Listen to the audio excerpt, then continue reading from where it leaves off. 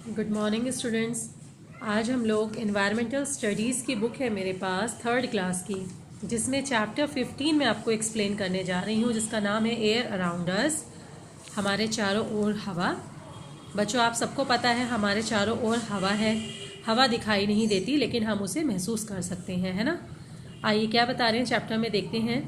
Just like water, air is important for all living things. पानी की तरह हवा भी सभी जीवित वस्तुओं के लिए बहुत आवश्यक है। Without air there would be no life on earth. बिना हवा के पृथ्वी पर जीवन की संभावना नहीं है। मतलब हम जी ही नहीं सकते, जिंदा ही नहीं रह सकते बिना हवा के। All living things need air to breathe. सभी जीवित वस्तुओं को सांस लेने के लिए हवा की आवश्यकता होती है। Air is a mixture of gases. Air क्या होती है? एयर बहुत तरह की गैसेस का मिश्रण होता है। It is everywhere but we cannot see it. यह चारों तरफ है लेकिन हम इसे देख नहीं सकते। We can only feel air. हम केवल एयर को महसूस कर सकते हैं व्हेन इट इज़ मूविंग, जब ये बहती है या चलती है। The earth is surrounded by a layer of air called atmosphere. हमारी पृथ्वी जो है वो आप देखेंगे चारों तरफ से एक सराउंडिंग, एक लेयर से घिरी हुई है, जिसको हम एटमॉस्फेयर कहते हैं। The main gases present in air are oxygen, nitrogen and carbon dioxide. हवा में जो मुख्य रूप से गैसेज होती हैं, देखिए मिश्रण तो बहुत सारी गैसेज का है, लेकिन जो मेनली ज़्यादा मात्रा में होती हैं वो ये तीन गैसेज हैं, ऑक्सीजन, नाइट्रोजन और कार्बन डाइऑक्साइड।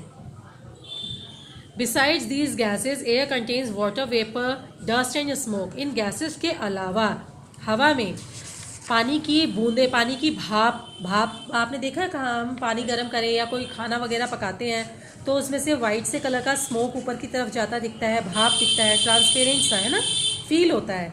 एक्चुअल दिखाई नहीं देता बट फील होता है। तो वो अगर हम उसके ऊपर कोई ढक्कन रख देते हैं तो आप देखेंगे पानी के बूंद के रूप में वो प्लेट के ऊपर जम जाता है, वेपर्स है ना, और उठाते ही वो टपकने लगता है। तो वाटर वेपर्स क्या होती हैं? भाप के लिए यहाँ पर कहा गया है, ठीक है। तो गैसेस के अलावा हवा में भाप, डस्ट मीन्स धूल और स्मोक मीन्स धुआं, ये सब भी मौजूद होता है। Importance of clean air. साफ हवा की अनिवार्यता क्या है, क्या आवश्यकता होती है हमें साफ हवा की? Breathing fresh and clean air keeps us healthy. साफ और स्वच्छ हवा में सांस लेने से हम स्वस्थ रहते हैं। We should grow plants as they help in keeping the air clean. हम पौधे उगाते हैं, क्यों? क्योंकि वह हवा को शुद्ध रखने में मदद करते हैं। We should throw garbage in covered dustbin only. हमें कूड़ा करकट हमेशा ढके हुए डस्टबिन में ही डालना चाहिए। We should try not to burn wood, garbage, leaves and that release polluting gases in the air. हमें कूड़े करकट को, लकड़ियों को या पत्तों को, सूखे पत्ते वगैरह को खुले में इस तरह से जलाना नहीं चाहिए, क्योंकि इससे जो धुआं निकलता है वो एयर को पॉल्यूट करता है। पॉल्यूटेड एयर, प्रदूषित हवा।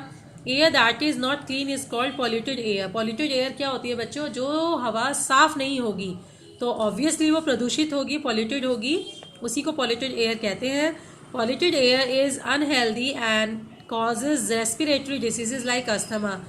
अगर हम प्रदूषित हवा में सांस लेते हैं तो क्या होगा? अस्थमा जैसी सांस की बीमारियां हमें हो सकती हैं। It also causes irritation in the eyes. और प्रदूषित हवा में जब भी आप देखोगे धुएं वगैरह में आप हो तो आंखों में जलन होने लगती है। Factors responsible for polluting air. क्या क्या कारण होते हैं जिससे एयर पॉल्यूट हो जाती है? पहला दिया है यहाँ पर dust. Air contains dust particles. हवा में क्या होते हैं? धूल के बहुत छोटे छोटे कण होते हैं जो हमें जल्दी से दिखाई भी नहीं देते। When we sweep our houses or roads, the dust goes into the air. जब हम घर में या सड़क पे झाड़ू लगाते हैं तो जो धूल के कण हैं वो उड़ के हवा में मिल जाते हैं।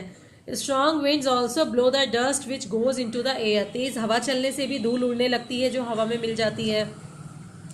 Dust particles carry germs that cause diseases. इन्हीं डस्ट पार्टिकल्स में क्या होते हैं? कीटाणु होते हैं जो बीमारियां फैलाते हैं। You can see dust particle in the air if you allow sunlight to enter a dark room through a small slit on window or door. अगर आप देखना चाहोगे कि धूल के कण कैसे होते हैं तो बच्चों इसका एक आसान तरीका है, कहीं खिड़की या दरवाजे में कोई छोटा सा कट या छेद हो जिससे सीधी धूप अंदर कमरे की तरफ आए तो आपको उस चमकती धूप में ना धूल के कण ऐसे खेलते हुए, बिखरे हुए नजर आएंगे। You will notice dust particle floating in the beam of light. आप देखेंगे कि उस जो एक शाइन आ रही होगी ना उस धूप में आपको तैरते हुए नजर आएंगे धूल के ये कण, है ना।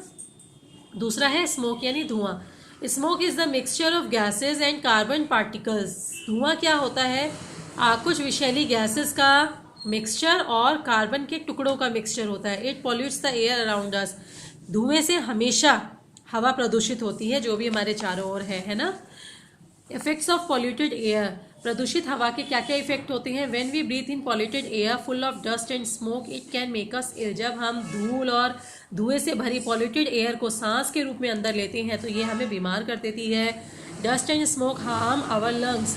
इनसे हमारे लंग्स पे सबसे ज़्यादा इफेक्ट पड़ता है क्योंकि ब्रीदिंग का काम लंग्स के द्वारा ही होता है ना। Dust particles carry diseases causing germs. When a sick person cough or sneeze, the germs go into the air and reach the other people with the help of dust particles. Dust particles क्या होते हैं? ये अपने साथ germs को carry करते हैं, germs को लाते हैं जो कि हमें बीमार कर देते हैं। जब भी आप देखेंगे कि हवा में मतलब खुले में किसी इंसान ने छींका या खांसी की तो जो उसके मुंह से निकलने वाले जर्म्स होते हैं वो इन डस्ट पार्टिकल्स में चिपक जाते हैं और इन डस्ट पार्टिकल्स के द्वारा स्वस्थ लोगों तक पहुंच जाते हैं। To get fresh air we should. ताज़ी हवा पाने के लिए हमें क्या करना चाहिए? Play in the open air. खुली हवा में खेलना चाहिए। Never cover our face while sleeping. सोते समय मुंह को कवर करके नहीं सोना चाहिए। Keep doors and windows open to let fresh air in. दरवाजे खिड़की खुले रखनी चाहिए ताकि ताज़ी हवा अंदर आ सके। Cover our nose with a handkerchief while passing a dump or an open gutter. अपनी नाक को रुमाल से ढक लेना चाहिए जब भी किसी गंदी नाली या गटर के पास से आप गुजरो, है ना। एक चीज़ मैं आपको इसमें एडिशन करके बता रही हूँ बच्चों, जब भी आप खांसते हो या छींकते हो आपको हैंकी अपने मुंह के सामने कर लेना चाहिए ताकि जो भी जर्म्स आपके मुंह से निकले वो आपके हैंकी में आ जाए और हैंकी तो वॉश हो जाएगा। अगर आप खुले में खांसोगे छींकोगे तो वो जर्म्स डस्ट पार्टिकल के साथ मिलकर स्वस्थ लोगों को भी बीमार कर सकते हैं। ओके, तो ये आपका चैप्टर है अबाउट द एयर कि एयर हमारे लिए किस तरह से फ़ायदेमंद और ज़रूरी है। आई होप आप सबको लेसन समझ में आया होगा। इसका कॉपी वर्क मैं आपको सेपरेटली सेंड कर दूंगी। Thank you.